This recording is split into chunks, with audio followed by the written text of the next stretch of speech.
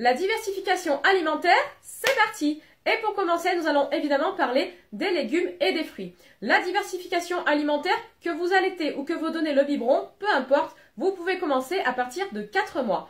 Pour les mamans qui souhaitent atteindre 6 mois, aucun souci, c'est vous qui décidez.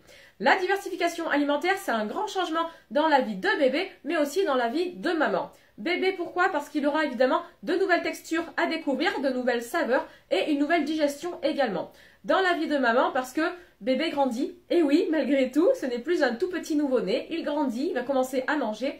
Et puis, une nouvelle organisation pour vous aussi, que vous faites du fait maison, donc il faut préparer les purées et les compotes, ou que vous achetez les petits pots, il faut aussi anticiper.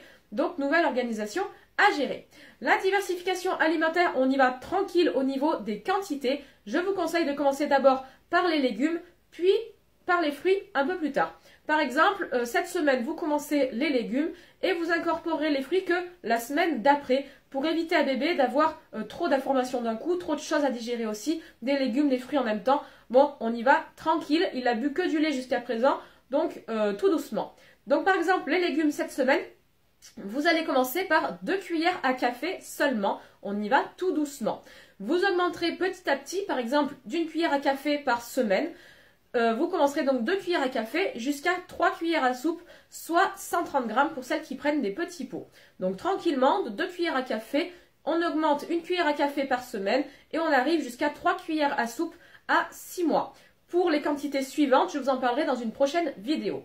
Donc on augmente petit à petit et la semaine prochaine, vous pouvez commencer les fruits par exemple pour le goûter. Pareil, 2 cuillères de compote jusqu'à progressivement 3 cuillères à soupe à 6 mois. Tout doucement sur les quantités.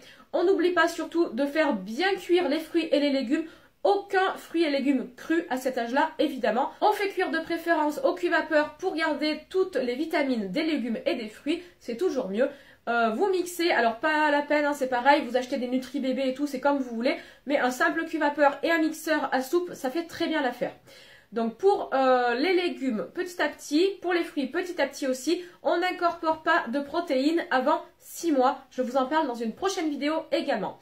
Pour le midi et pour le goûter, peu importe, c'est toujours vous donner la purée et le biberon, ou le biberon et la purée, peu importe, mais on n'oublie pas le lait. Alors le biberon ou le sein, évidemment, il n'y a aucun souci. L'important, c'est qu'il ait quand même son apport de lait. C'est pas parce que vous donnez des purées et des légumes qu'il faut enlever le lait, surtout pas, loin de là. Le lait reste primordial, bref, essentiel, voilà, pour bébé. Donc on donne évidemment le biberon à midi avant ou après la purée et pareil à 4 heures avant ou après la compote, mais toujours le biberon ou le sein évidemment, hein, je n'oublie pas celle qui allaite, voilà, aucun souci. L'important c'est l'apport en lait, l'apport en calcium, ça c'est essentiel. Voilà, si vous avez des questions, mettez en commentaire, n'hésitez pas. On se retrouve dans une prochaine vidéo pour parler des protéines. Et également une autre vidéo pour parler de toutes les quantités des enfants au fur et à mesure des mois. Voilà, bisous!